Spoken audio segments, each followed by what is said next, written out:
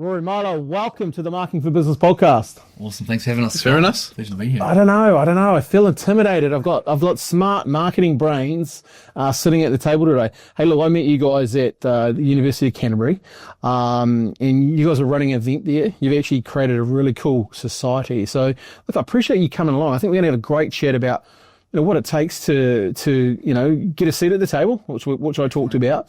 What do you guys look for when it comes to an employer, and also some things I think around marketing and AI, and I think we'll have a great discussion. So thanks for taking your time to come in. Oh, awesome, thanks for having us, Scott. Hey, so I've got to confess, I didn't go to university.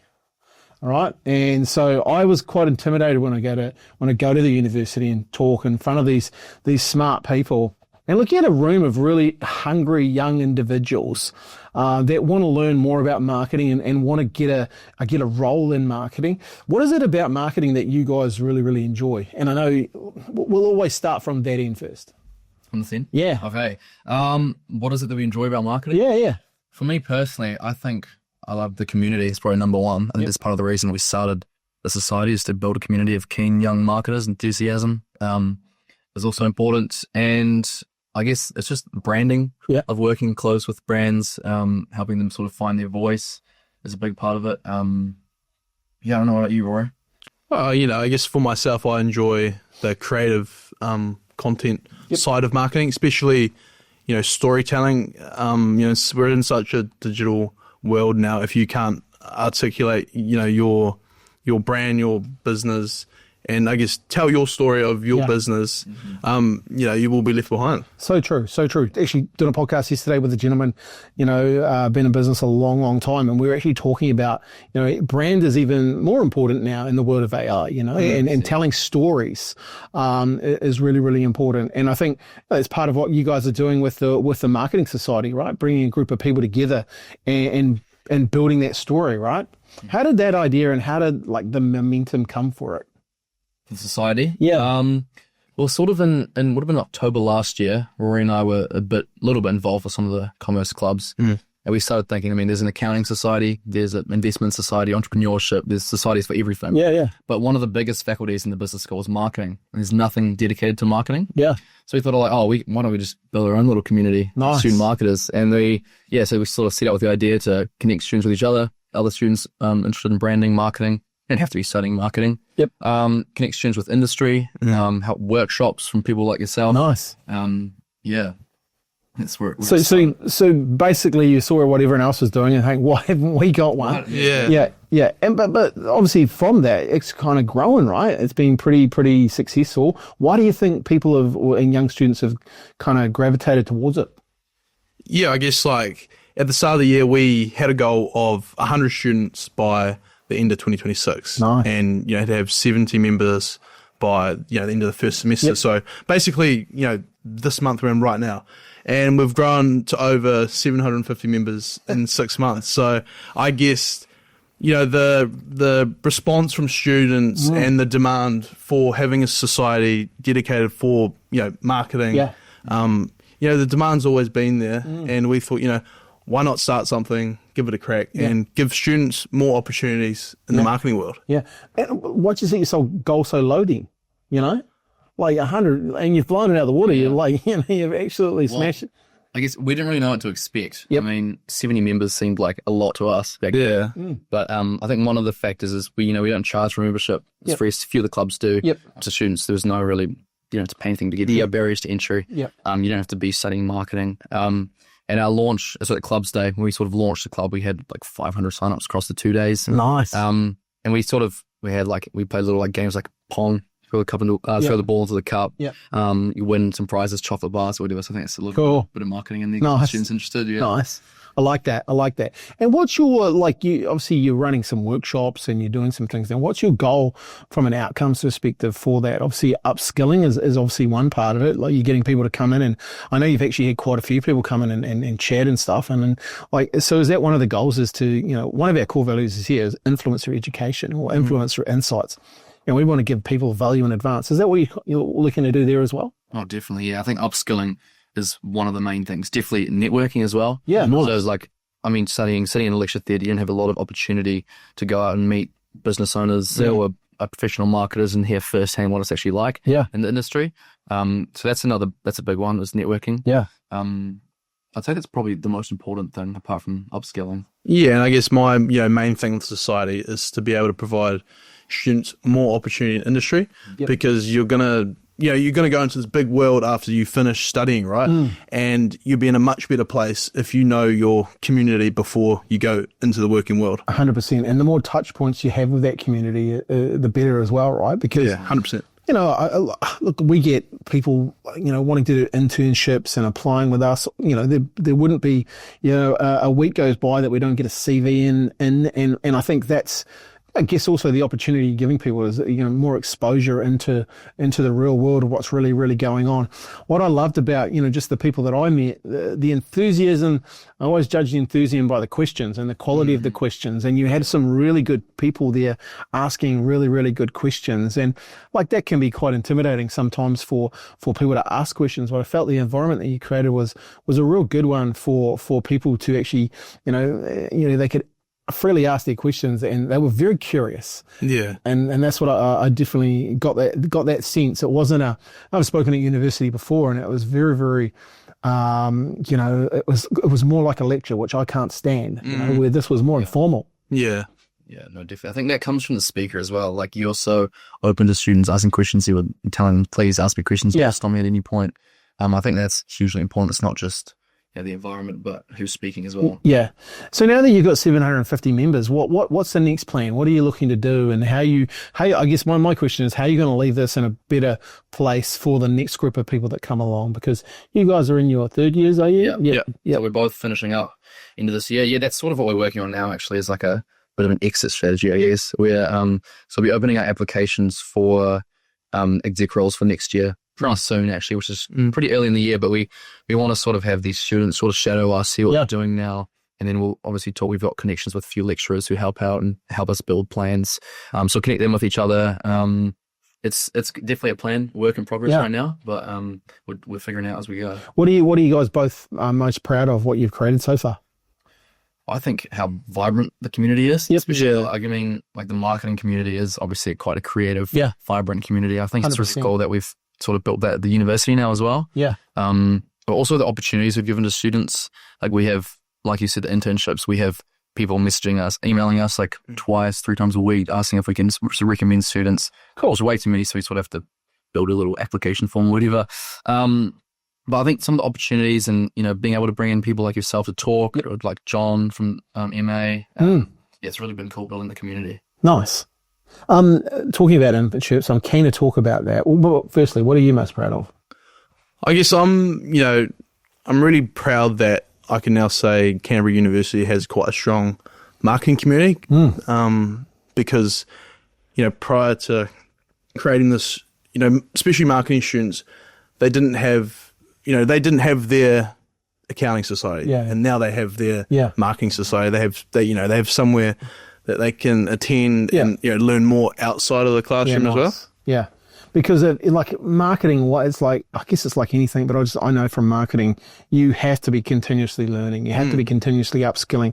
I think what you've done there, though, is giving people opportunities to network is key, because that's what marketers need to do. They need to be out meeting other people. They need to be, breaking bread with people and being curious and learning from other people. And, I always say you're one connection away from a new opportunity. And I think that's something that you guys have created there. And you've got a good team there as well. That the leadership team that you've kind of put together is very, very good as well, right? Yeah, and one of our, taglines with the society is your brand starts with you. Nice. Because, if you don't have your own, personal brand, especially going into such a saturated, job market, it's really difficult. Yeah, and that's definitely what I talked about, right? Like how you show up is so important. Like if you want a role, then you've got to show up, and like no one else can do that for you, right? Like you actually have to do that. Really cool. I want to talk about internships just a second, because you brought it up. What is the best way for businesses to connect to actually have people come in and intern at their business? And, because I know from talking to a lot of business owners, they get a bit confused about internships. Some people pay them, some people don't pay them. Some, sadly, work them for too many hours and don't hardly ever pay them, which, I'm dead against and have been for a while when I heard it.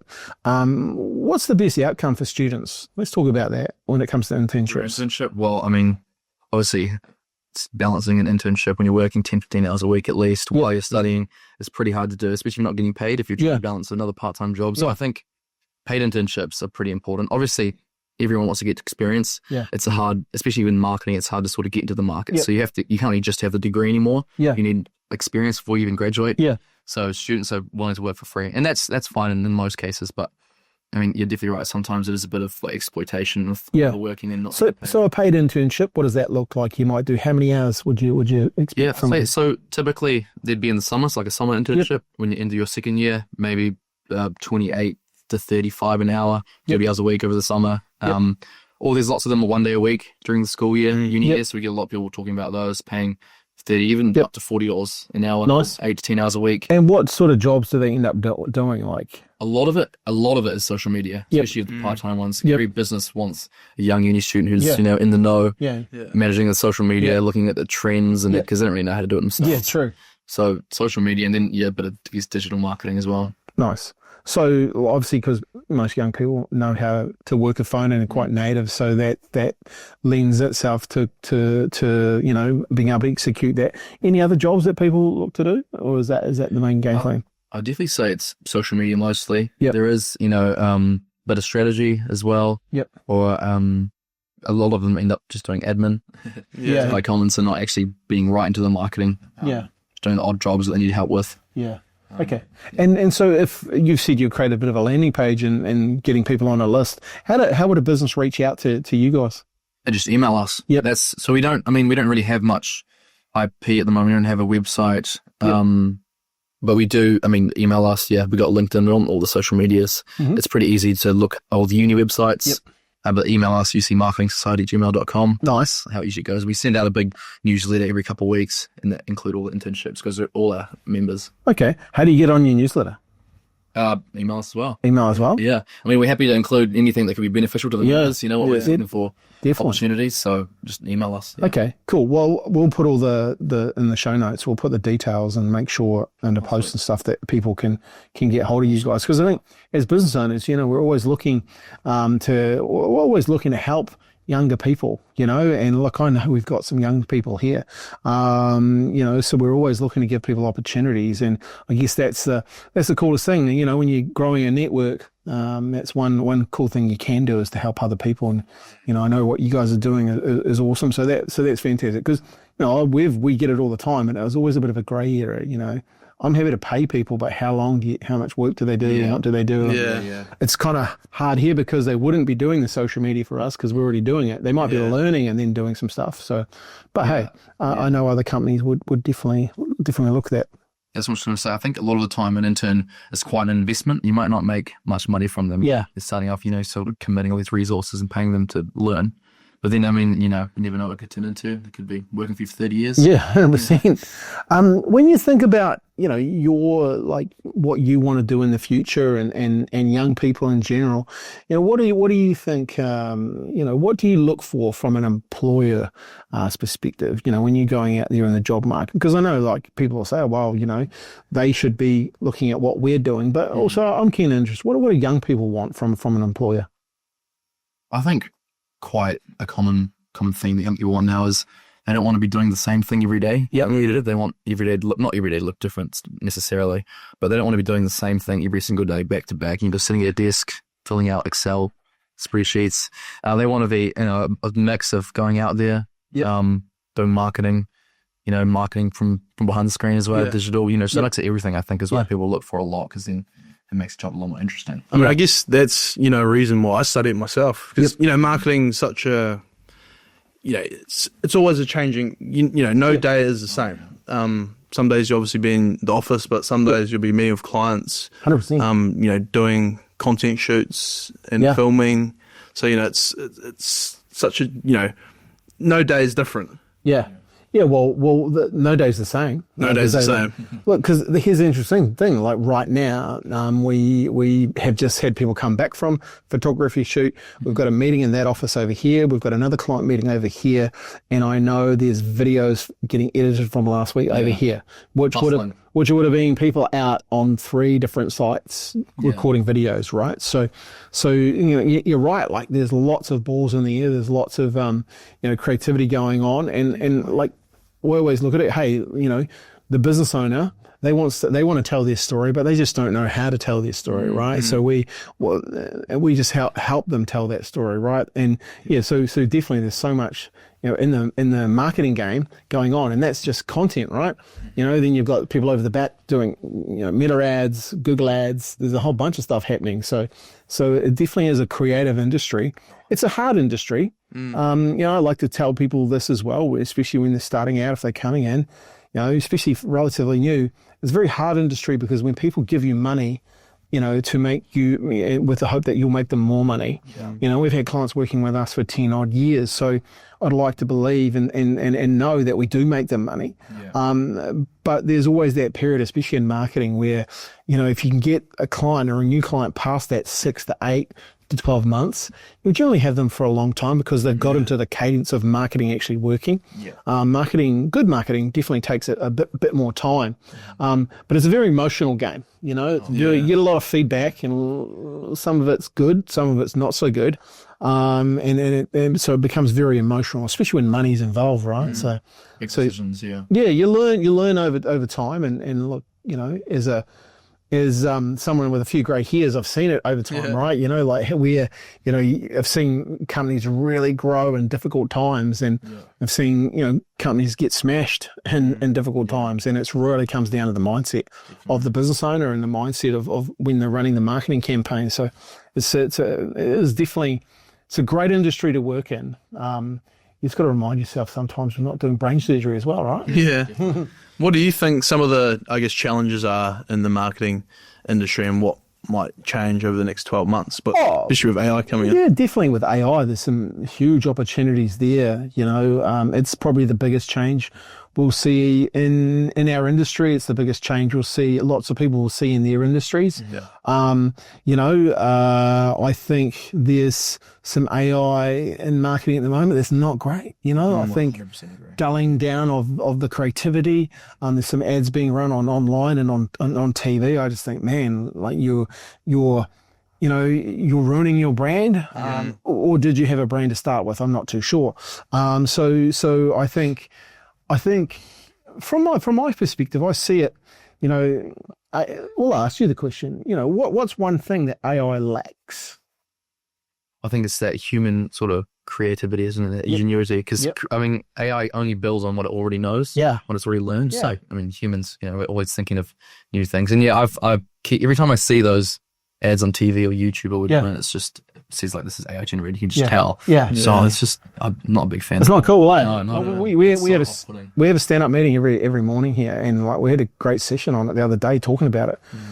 Because we want to do the opposite of that, right? Because I believe, AI lacks conviction. So if you ask an AI what it thinks, it will tell you what it wants you to think, and then you ask it, and it won't really give you any. Where humans have real conviction, like if you're a marketer and you believe in certain things, you'll have conviction. So when you go to a strategy meeting with a client, one, you're backed by data, so you know what's actually working, what's not working, but also you have conviction in your ideas, where AI won't have conviction in their ideas. Plus, AI misses the human connection part, right? And look, one thing that I've learned over the years, going through the earthquakes, going through, the GFC, going through, what we're having with COVID, is people like and really enjoy connection and being with others. So for us, we have invested in videographers. So we've got 5 here. We've got a job out at the moment for probably another 2. We'll have more videographers filming real content. AI might end up doing the editing side of it, but it won't be. The content will be shot by humans. You know, because you can't replace that. You can't replace those conversations you're having with the client while they've got a camera in front of them and telling their story. The day I need to replace my client with an AI actor. Yeah. Like, what's the point, right? Like, Yeah. you know, you're already starting to see companies get pushback from it. So, so I think you have to have a level of kind of anti-AI, and especially on your first port of call when it comes to a connect. Like we went down the rabbit hole at the start of the year. AI chatbot, AI phone connections and all that sort of stuff. Yep. Rubbish. Absolutely rubbish, to the point where it made me realize the first port of call should always be a phone call, or always should be a face-to-face connection. You know? Is that so you don't lose that, I guess, that authentic? You don't lose the authentic, and like we could see people coming in, leads coming in, and this AI chatting with it, and look, it got it right and it got it wrong. It got it right more times, but you could tell people weren't interested in talking to it, you know, and like if we miss that human connection part, I think, you know, I could feel it straight away. This is where, you know, and we had a deal that we should have done that we didn't do because the guy just said, hey, this is just too much AI. Yeah. The sad part about it is we don't use AI in any of our content and stuff like that. Yeah. But it was on that first point of contact. and it was like, oh man, it was a blinding flash of the obvious that we need to get rid of it. So I guess how are you guys utilizing AI now then? So for us, probably the biggest area is one source of truth. So, you know, we have a bunch of processes for dealing with clients, and a lot of it is having client meetings and onboarding, and you know who their clients are, what they're trying to achieve. So now we have this one, or we're building this one source of truth for each client. So the AI, along with our IP, knows a lot about our clients and who they're trying to target, and you know their messages and stuff. Because what can happen, especially in agency world, that data can get lost. You know, passed from the person who creates the graphics to the person who writes the ads to the person who, you know. So if we can have one source of truth that's always checking that has the best interest of the clients, then that's kind of what we're developing. The reality is, I saw a gentleman the other day. I was in Miami with a group of digital agencies from all around the world. He showed me his process, which was to build a website was generally 45 days, you know, and he mapped out the process of how it took. And then he showed where every part where there was a transfer, there was a drop off in knowledge. Yeah. He then showed how he'd built one source of truth with AI and capturing all the data. So all the conversations, everything with the client, meetings, all that sort of stuff. Putting it into a process, so now they can build a website using the right agents within about 3 hours. Wow. And it doesn't lose all that capability in between, right? So the whacking and the cracking of the technology, you no longer need that, but you still need the one source of truth and the conversations, asking the better questions, you know, like if you can be skilled at asking good questions and prompting all the stuff out of the client, you know, they're going to get a better outcome of that. So I think, you know, you an area that you you know, for him, that he's now they're having more account managers. Yeah. More people having face-to-face conversations with the clients, because the technology side is being taken over by robots, basically talking to robots. Which, you know, like end of the day, does the client care about how or who builds the website? No. You know, they care about the content on it. They care about the result. They care about the, you know, and I think this is the you know, if you can get your head around that, you know, you can see the future. So there's some real opportunities, but also it will affect other industries, right? Will affect industries. So yeah, it's so amazing. You're cutting down the time to build a website 45 days to 3 hours. And I think I think it's so important to use AI for that, you know, for productivity. If you use it right, it can just increase your efficiency. I think productivity is a big one, right? Like where can you be? Where's the bottleneck? You know, where's the bottleneck in that productivity? And then, okay, how can we use AI to help us with that productivity? Because the interesting thing for them was, you know, and anyone who's built a website will tell you this, the biggest bottleneck is content. Yeah. So he's recording everything that's going on, every conversation he's had, his team have had with clients. So what are they giving him? They're giving him content. Yeah. Now he's putting it into the context. So when he was showing me, you know, there's things that the client had said, that the client had forgotten he'd said in certain meetings, were now on the website. He goes, oh, that part's really, really good. And that, the client actually said that, Wow. so the AI picks up that, and obviously still you got a human check it and all that sort of thing, but it just shows you, one source of truth, and using that. So I think that's a big one. There's obviously other technologies coming down the path, when it comes to content creation and that sort of stuff. But I think you just have to go in with your eyes open. Yeah. And realize, look, you're either part of the problem or you're part of the solution. Yeah. And go in it with, because some people go, oh, it's going to take my job. And like, well, actually, it could actually just create more opportunities for you. Oh, 100%. I firmly believe that as well. Yeah. Look, I remember when Canva first came out, guys, what Canva is, right? Yeah. Yeah. So when it first came out, I was doing a workshop and I was showing people, and a young student came up to me and she said, "Oh, Scott, don't show people Canva." I said, "Why not?" She goes, "Well, I'm a student and I'd just done it whatever she'd done." And I said, "Well, okay, well, here's a different way you could think about it.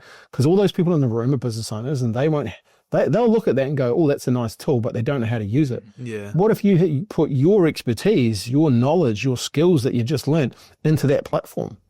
And she thought about it, and she sent me a message a few days later going, "Oh my God, the camera is amazing." Because it allowed her to speed up. Yeah. So it's just a change of mindset. It's also that efficiency, isn't it? That productivity. Yeah. How do you guys look at AI then? As young people and going out into the workforce, what's your thinking on it? I think it's hugely important. I mean, if you're not learning how to use it properly, you're just going to fall behind, especially in marketing. Yeah. Which, everyone uses AI now. Yeah. But I think, for generative AI and imagery and videography is just, I'm not a big fan of that at all. I think it's definitely not I see, even small businesses now just create posters with AI. You can just tell so obviously, and it just doesn't look appealing at all, does it? Especially when it's made by AI, people sort of get a bit upset. Yeah.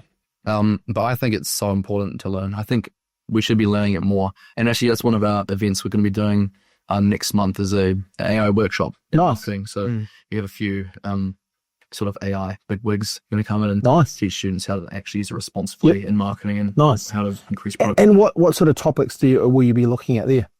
I think definitely how to use it to increase your productivity with a lot of it is like planning, strategy, research is probably the biggest one. Yeah. AI works out. I mean, like if you can use Claude to go through your emails there, finding stuff online and whatever. So that'll probably be the biggest one. We do know someone who can sort of build his own like AI sort of engines. He was thinking about doing a little session on that, which could be useful, customizing your own sort of AI bot to give you exactly what you do exactly what you want it to do. 100%. Yeah. Nice. Yeah, and you? I guess for me, what I love about AI is, you could have such a mundane task and you can get an agent to do it for you. But for me, mainly, it's the efficiency and, it's increased my productivity. Yeah. So much. What do you use it for on a day to day? For me, I have it run through my Claude. Yep. Which is, it goes through my emails, which is great. I use it for, some research-based stuff. I use it, to help me with spelling. Nice. Yeah. Obviously, I'm going to look at the final result from it. That helps with paragraphs, messages. Nice. All of the above. Also use it a little bit, even at work. Yep. Work for a car dealership here, do some of their marketing and content. Use it to help me with scripts, with ideas for hooks, which has been really useful. But mainly, tasks like that. But for me, it's, you don't use it for your critical thinking because, that human side of it can never go away. Yeah. And if it does, that will be a really large problem. Yeah. And just on where Milo was speaking about, with video and, I guess imagery, AI, I can't stand, AI slop because like Milo was saying, you see it, everywhere, especially with, some smaller businesses, but Yeah, I think some businesses think they're doing the right thing, but fundamentally, good marketing comes down to having a consistent message. So what are the messages that you're trying to get across, and do you really need to use AI to do that? I'm not sure. I mean, frequency of reach is really, really important. I think a lot of these platforms, the likes of Meta, when you're advertising, like their frequency of reach and their AI on how they use the creative to get in front of people. I think, like as a business owner, that can be good for you. Obviously, you have to have your creative dialed in, and it has to be on point and on message. Lots of these platforms, they probably don't want an agency in the middle of that. They want to do it themselves, and I think that you'll start to see the dumbing down of those kind of platforms too. People will probably start to leave those platforms when that kind of happens, because the creativity will become a lot of sameness. Yeah. So that's an interesting thing as well. So yeah, definitely, it's interesting, because I employ young people, and we talk to a lot of people. We've also had conversations around certain people or certain companies that are using AI in their creative, and people just don't like it. Right? It's real. I mean, I don't want to name names, but definitely over the past few months, especially, I've been seeing a lot of New Zealand bigger companies doing it and everything. Yeah. Where they could have actually got people in, or they could have actually had people from their own business. I think the day Bunnings makes those people AI, then we're in trouble, right? Because that's part of it, right? Like, how cool. Like, when I always remember when I first saw that, like Bunnings, like having real people in their ads, and like if you know those people, that's kind of cool, right? Like, it's because your everyday employee. And we've done that for years, having employees and our clients having their employees, go on the Facebook page and stuff. And it's a small thing, but it creates a little bit of a community effect. Oh, my boss wanted me on the page, and then their family sees it, and it's just little stuff like that. But it actually means a lot to people. Definitely. And for the company who's they're promoting the ads, like they're already paying to promote it. It's not going to cost them a whole lot to actually go and film it with real people. They're editing themselves and everything, especially if they got, a big budget like that. Yeah. There's some areas where we've used AI because with a client, we can't get into a hospital to do filming, and then we've used AI. We've also used AI for charities. One particular charity we worked with a couple of years ago, we're using AI, mainly because us to go out and the thing, how they were doing it before, they were going out and doing like film shoots and stuff.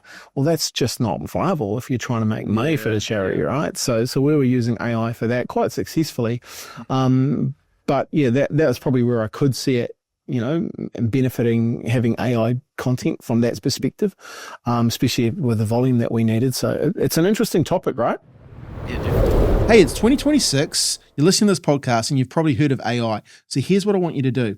We've created a free playbook that'll actually help you with AI and help your business get recommended. So all you need to do is go to the show notes or the link that's in this video, and I'll send you this playbook for free. How do they check it at university that you're not using AI? Well, they have, I'm not sure if you had to turn it in. It's this like software they use. I think it was really used for plagiarism. Yep. They have this AI checker, but I don't think it's effective at all. Yep. It's really hard to tell the difference, especially when students sort of train the AI to type like them or whatever, but include more. I was actually talking to a lecturer earlier in the year who said that basically if they think it's AI, they talk to the student says it's not, they can't really do anything about it. Yeah. So it's really hard to tell from them. Yeah. I think also, like, if you're a young person though, like, use your brain, like, like definitely get out there and we still do whiteboard sessions here. We still do, I still do writing and stuff like that, like actually think, because that's a muscle, right? And I think working out. And if you can show that too with people, and businesses that you're going into, like seriously, like you can get ahead of the game now just by being more human. Yeah. I think the universities don't have, I mean, it's tough. It must be really tough for them in the high schools as well. But I don't think they have a perfect plan yet on how to actually help students use it correctly. Yeah. Like we still have courses that ban it completely. Yeah. And I think that, especially in marketing, that doesn't really help a lot because we're going to be using it anyways when we're going to the workforce. I think there's still a long way to go. Yeah. In education. I think there is, a bit of a transition with universities accepting it though. Like I'd say me and Milo's first year university in 2024. Yep. Couldn't touch it, couldn't use it. But now, certain courses like Milo was saying, we can start using it to a certain extent. Yeah. But we do have to show obviously the university when we, submit an assignment, where we used it, declare what we used it for. So I think the processes with that are improving. Yeah. But it's still obviously a long way to go. Yeah. Look, it's still early days in the technology as well, right? Like let's be honest. It was was it October or November 2022 that ChatGPT like launched, you know, and like there's a whole bunch of other stuff going on at the same time. So it's still relatively new as a technology. And I think it's got a long way to go, especially from a like a mainstream perspective, you know, like we live in a world where it's probably, you know, more talk about it. But I'll go out there and talk to business owners, and most business owners still maybe dipping their toe in, but don't really have a plan of how they're going to use it. You know, do you kind of such a foreign sort of such a foreign tool? Yeah. And do you kind of think business owners aren't really, I guess, tapping into it because obviously they're not educated and they don't understand, or? I think, yeah, like most people are asking the wrong question around AI, and you know, like if you because whether it's AI or you just call it technology, you know, where can I be more efficient? You know, where are my bottlenecks? You know, well, if I was having those questions, I still wouldn't be using a fax machine, but some businesses are. You know, well, it's strange, but some businesses are still using fax, right? Some businesses still have, you know, a bunch of notes on the desk for sales and stuff. Well, if you know, if we were having a conversation about, you know, just technology, you wouldn't be doing that, right? So there's a lot of businesses that are very, very profitable, and make a lot of money just doing stuff they've always done it, right? And you'd be surprised out there how many business owners, you know, don't have technology because they just don't need it. The majority, the majority that want to use it just have to ask a better question. Hey, okay, where can I use this technology to be more efficient? Where are my roadblocks? And what's the biggest roadblock an AI could solve, you know? And then working back from there, because I can tell you right now, selling me the shiny object of answering a phone call, well, actually, that's not a, you could sell a business owner that, but that's not a real roadblock, because I can get a live answering service and pay whatever it is, and have a better experience for the person on the other end, you know? So because that's what we went to, you know, we thought, oh, we'll get the AI to answer the phone call, talk, blah, blah, blah, book in meetings, and it worked. But then from talking to the people, they didn't like it. Cool. So we just went back to a call center. We went to a call center. It doesn't work. Yeah. Let's go back. Because we thought that was the bottleneck, but it wasn't the bottleneck. There's better bottlenecks that we should be looking at and using technology for. So yeah, I think it's an interesting one. And once again, you know, the more conversations you have about it, the better everyone starts to get and level up when it comes to using it, right? Not for sure. Yeah. But in saying that, some people still don't have a website. Yeah. You know. And one thing I was going to say is it's pretty hard to learn because it changes like every single day. 100%. There's like new agents, like you learn how to use it on the old ChatGPT or whatever, and then launch a new thing and that one's gone, and it's a whole new program, and Yeah, and it's just continuous. I guess, you know, especially if you're not at the level where you're using agentic AI, the persistent memory on it is rubbish. Yeah. You know, so you might tell it something and 2 weeks later it just does not remember that, right? So most people are using that version of AI because one, it's free, or they're paying very, very little. That costs the company to host that and run that a lot of money. Yeah. So you're going to start to see as well, like, okay, well, these models aren't profitable, you know, so who's going to break first, you know? And so you'll start to see, I believe, a couple of companies go to the wall, which will drive a bit of a collapse in that AI market because it's not sustainable. And also, it's a wee bit of a Troy horse at the moment where they've got you in using their models, and all of a sudden, you'll have to use a few more tokens for that. Yeah. And all people will start going, what am I paying? What am I paying those for? I'm not paying those tokens, you know? He's already paying the monthly subscription. Yeah. So then all of a sudden, he's starting to pay tokens, and people will start to look at the usage, and they'll either go, okay, well, we've got to find a better way to do that, or we're not going to do that. Yeah. If we're not going to do that, we're going to go back to this way of doing it. Well, okay, well, who's going to be the one surviving in that space? Because look, your data centers, your cost to run your GPUs and all that sort of stuff, it's still going up. The cost of power.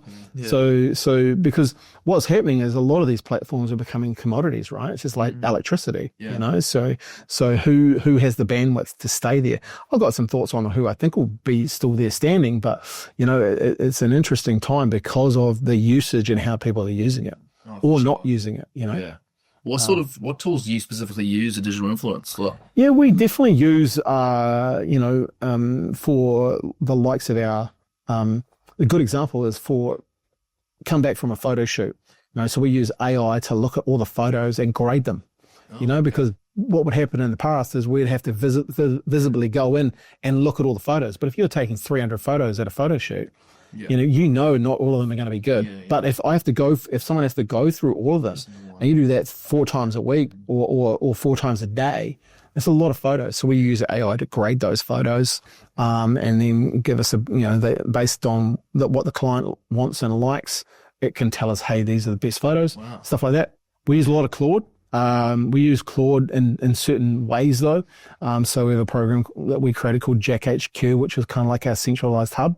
We're building on that now into another piece of software, because Claude and its memory and stuff like that and token usage. So we're actually building more custom sort of stuff for our clients for that.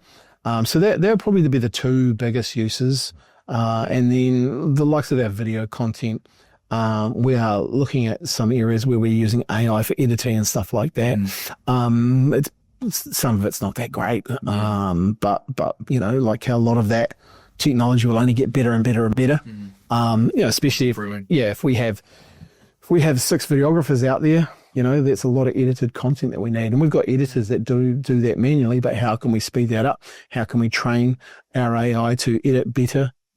So those are the areas that we really probably spend the most time with AI is that we don't use it for any of our ads. We don't use it for any of our, content as far as that type of like creative stuff. We definitely, we use it from a human touch still. Yeah, we will stress test stuff. So, our strategists will look at, okay, here's the results from a client, and based on the knowledge that we have over 10 years, and what we've done with strategy sessions. So we've got knowledge there that we can test stuff on.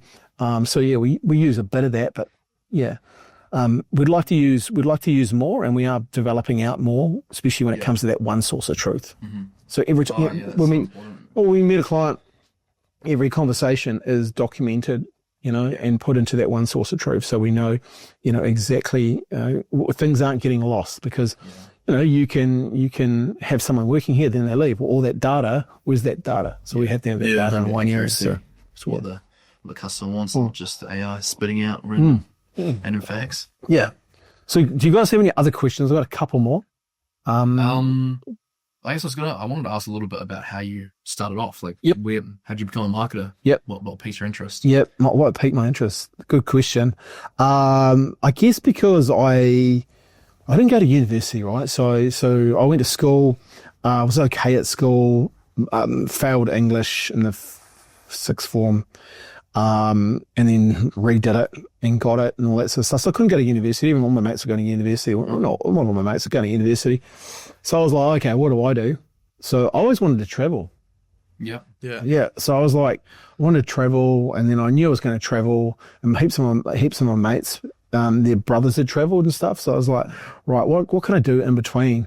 So I started, working. I started working at placemakers, and I was kind of saving up money, and then because I did hospitality management as well, that was really, really cool.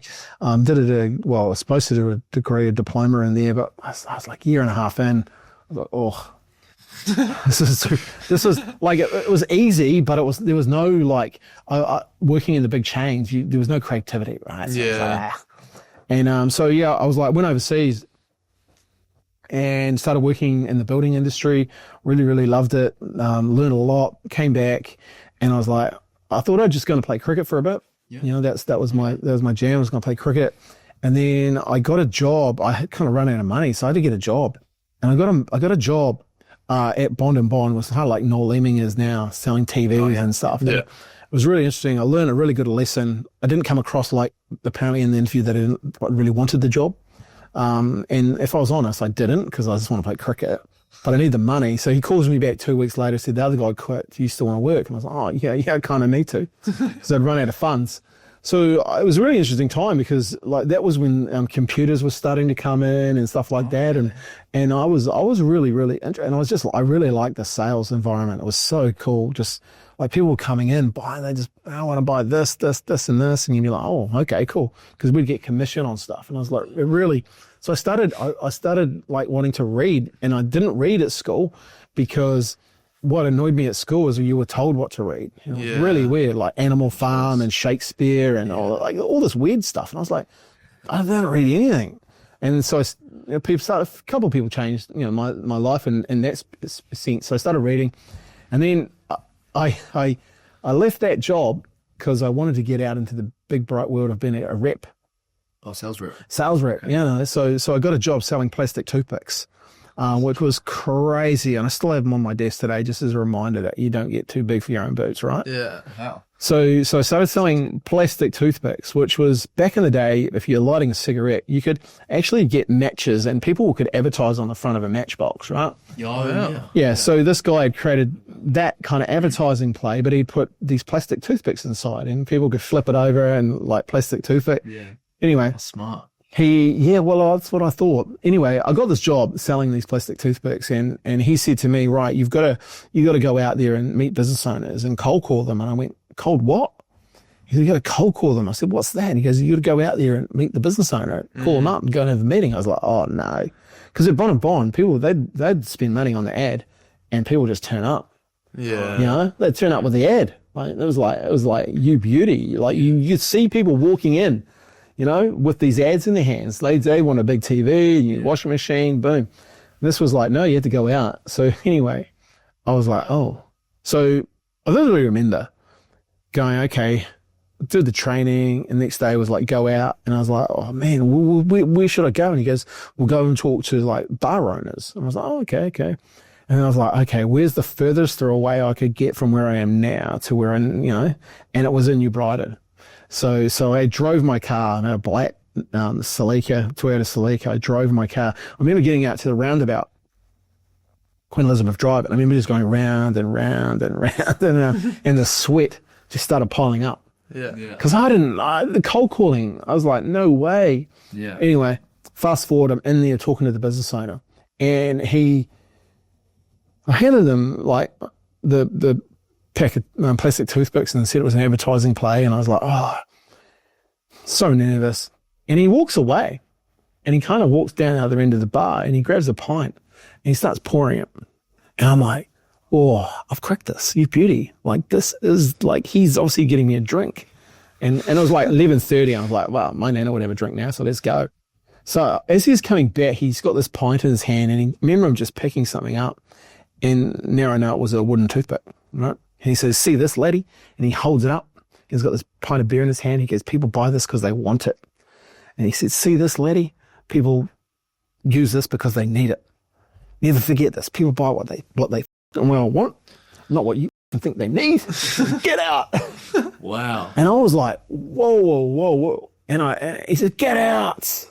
And I was like, oh, okay. So I was smart enough to get out. Yeah. And then he goes, I was outside and I sat in my car and I go, what just happened there? He said to me, people buy what they want, not what you think they need. And I was like, wow. I didn't know it at the time, but it was probably the greatest marketing lesson I'd learned. Yeah. Because it made me realize I was trying to sell something I thought people wanted. Yeah. Plastic toothpicks, this advertising game. But people had something, people didn't want that. They wanted the beer. They're going to the pub for the beer. You know? And to put his advertising on that was like, so it was really interesting. And years later, I use that because I see people all the time coming in and they've created something and it's like, oh, they think people want it, and people aren't wanting it. They think people need it. And it's like, well, people actually aren't wanting it, so they're not going to buy it. So for me, I was like, okay, cool. I quit that like that day. And then I was like, what do I do? Now I've left a great job where I was like 1, 2, 3 in New Zealand. And now I'm like down at the bottom again. Anyway, long story short, I ended up working for a gas company selling gas fires, worked my way up into the corporate world. And I was lucky enough at the time to meet these two guys. And I was setting up resellers all across New Zealand. And these guys for 45 kg gas bottles. And I talked to garage owners, and these two guys had 4 garages. Everyone else had 1. And if you own 1 garage, you're going pretty well. But to own 4, so I remember they're in Napier, and I'd have a few beers with them, and I'd ask him, how do you have 4? Why? Why does everyone have 1? You have 4? And he goes, we're just doing different stuff with our marketing and advertising. And I remember at the time, like the corporate team would be spending $250K on a weekend campaign, and my guys were putting money in, and I always be asking questions, how's that performing? Always get told to go away by the corporate. And it made me realize that corporate marketing doesn't fit a small business, or a business, doing under 20 million or whatever. And it was real interesting. These guys showed me, they gave me this book, and it was all about direct response marketing. And I was like, wow. So they'd have an ad for tires. They would test 2 different headlines in the same paper. And people would bring in that paper and like they were testing and measuring the headlines. In the warrant of fitnesses, all this different stuff, oil changes, they were testing and measuring. And then they'd have the ad that would always get the best result, and then they'd test it and they'd try and beat it. So they were spending their money, and they ended up knowing what advertising would work, what would pull the best responses. And at the same time, I started going, this is genius.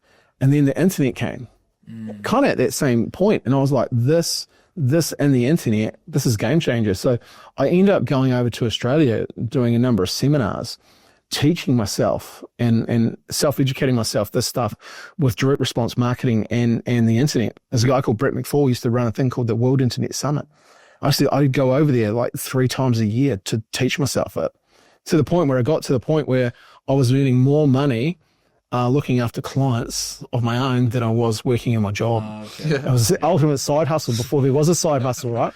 And that's how I got started. And so I started a company called the Entrepreneur's Copywriter. We were writing copy. I was writing copy started writing sales copy for a company. My first, and this is someone who failed English. And well, mate, I was good financially, but I didn't get algebra. But I failed English, and my English teacher would, I got my last sales letter I wrote, I got paid $15,000 for it, Wow. And there's someone who failed English at school, but I knew, I taught myself the psychology of sales and writing. So and then from there I started a business. We built a digital agency out on Page One Media. You didn't pay us until we got you on Page One. That was our guarantee. Everyone was saying, we can get you on Page One. And we go, we'll get you there, but you don't pay us until we get you there. Mm-hmm. What were the challenges with that then? Well, Google was, like back in the day, 15, probably 18 years ago, Google was just starting out with YouTube. So there was some challenges there, but really, it was the amount of, there was lots of competitors, and there were lots of people promising that they could get you on Page One. And I guess for us, we were just like, okay, how do we de-risk it for the business owner? So there wasn't too many challenges. You could get a keyword rich domain name. Yeah. So Property Investing Christchurch, you could basically put some content on that, put some YouTube video onto that, spin some articles, and we would generally get a result within a week. Yeah. But we wouldn't show the client those results until like week 3, because otherwise it's a bit, So it was a dark art, it still is. But at the same time, the content was the real winner there. So that was crazy times, but definitely, the internet. What I loved about the internet is it makes things so transparent. Like if you're running a Google ad, you could actually see from click to conversion, and that for me was direct response. That's what those guys were doing. So that's kind of how I got started in that space. It was a bunch of trial and error, but willingness to learn. That was probably the key to that. So, long story short, but that's how I got started. What a story. Yeah. I guess for you, say there's an 18-year-old just finishing high school at the end of this year. They're not sure if they want to go to university because they want to work in a creative industry like say marketing, media or something like that. What would be, I guess, your message for them if they were wanting to go into area work like that, but they didn't have much, they weren't that skilled yet? Yep. What should they focus on? Look, I think I'll give you a real life example because Lucas here works for me. Lucas came to us when he's 17, just out of school, left his 7th form year, I think, and was looking for an opportunity. Had another agency. The other agency kind of let him down. I knew his mum, so I ended up having a chat with him. I guess the key thing is he said yes to doing 10 hours a week. Yeah. You know, I could give him 10 hours a week and see if he's any good. So kind of de-risk it a wee bit. If I was starting out, like there's another young guy here, Will, he was always in contact with me. Saying, hey, you know, you got any jobs, blah, blah, blah. And then when he saw that we had a job, he was straight in background.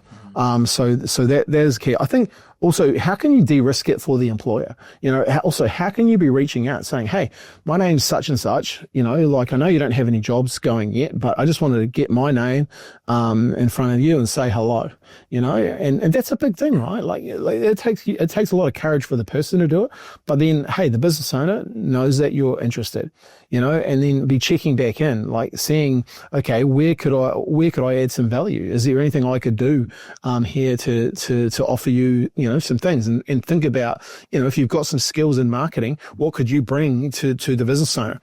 Most business owners will give people time of day if they see someone being proactive. Yeah. And that's just the truth of it. Like, I don't know many business owners, if you were proactive and you were looking to add value, because lots of times, you know, business owners are busy. So if they can see someone's being proactive and wanting to learn or wanting to be part of it, most business owners would give someone a go. And if they don't, guess what? Go to the next one. Yeah. Because there's plenty of people out there that will give you a go.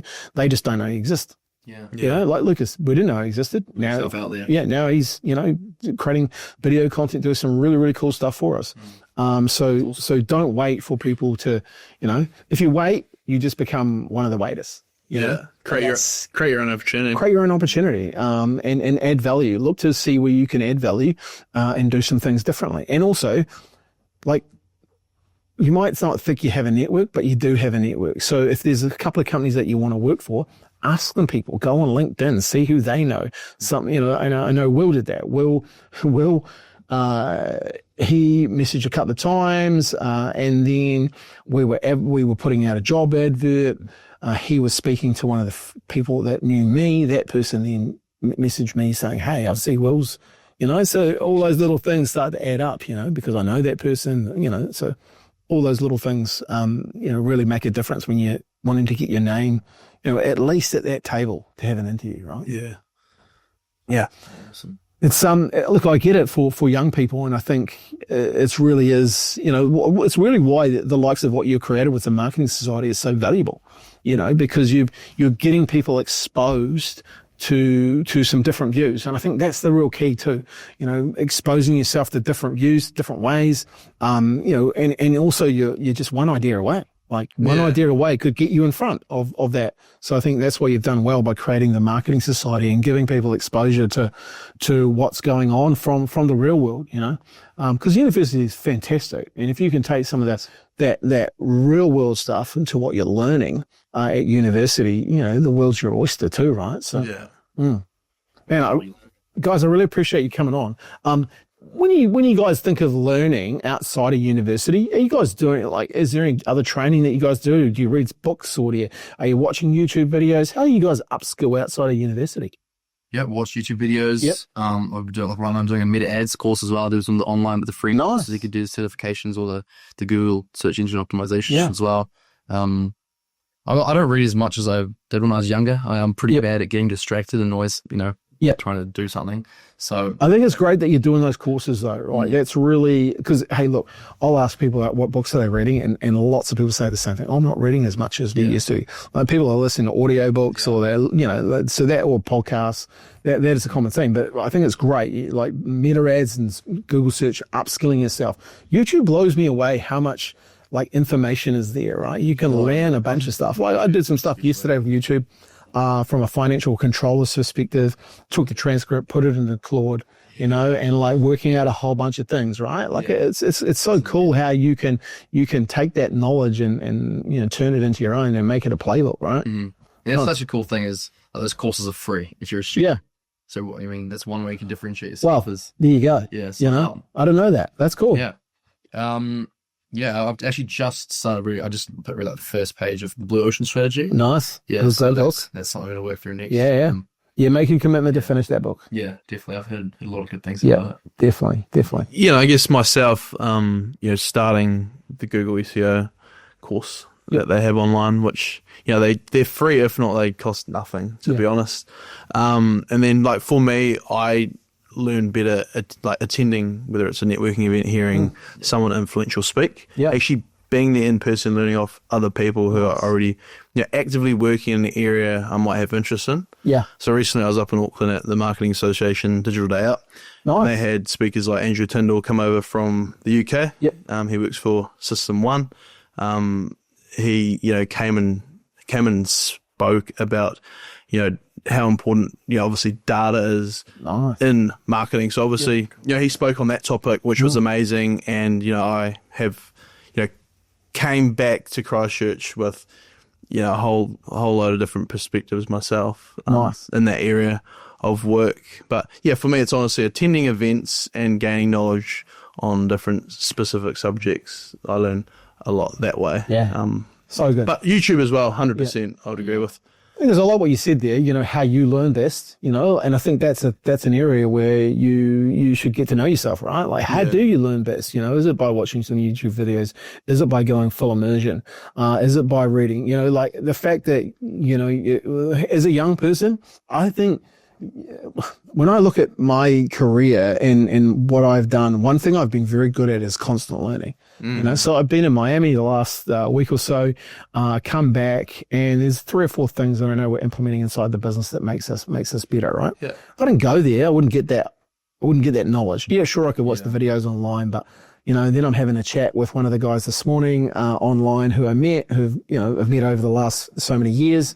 He's going to help us implement some of this sort of stuff. So it's going to speed up faster, right? So going to events and putting yourself out there is so important, because that's where you can get your breakthroughs, right? And I think, it's such a understanding how you learn, because I think if you can be a constant learner and a constant doer, you will win. Because loads of people don't. Like, they give up, they stop learning, they stop implementing, and they let shit bypass them. Where if you're not, and you're constantly being proactive, man, you become sharper, and it doesn't matter what age you are, and I think that's the cool part about it.